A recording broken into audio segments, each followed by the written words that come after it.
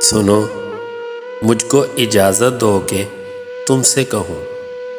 तुमसे सीखा है मोहब्बत कैसे करते हैं। सुनो, तुम्हारी झील सी आंखें, इनमें थोड़ा सा काजल, तुम्हारे नाक की नथली, तुम्हारे कान की बाली, तुम्हारा बात करना या तुम्हारा चुप सा हो जाना, मुझे सब अच्छा लगता है। सुनो, मुझको इजाज़त दो कि कहूँ तुमसे तुम कितनी अच्छी हो, तुम्हारे लफ्ज़ और तुम कितनी सच्ची हो, तुम्हारा हौसला देना और मुझको समझाना मोहब्बत अब भी जायज़ है। जो हमको छोड़ जाते हैं, तल्लुक़ तोड़ जाते हैं, इन पे मातम नहीं करते। इन्हें भूल जाओ तुम, नई दुनिया बसाओ तुम।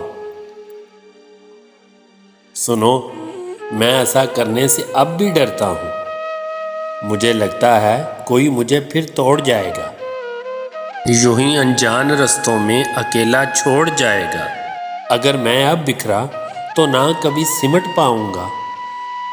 अभी तुम साथ हो ना, तब कौन होगा फिर किसी की आंख का काजल, किसी की नाक की नथली, किसी के कान की बाली, किसी के हाथ की चूड़ी। मुझको भा गई या मुझको रुला गई,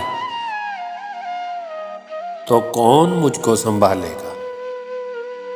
चलो छोड़ो।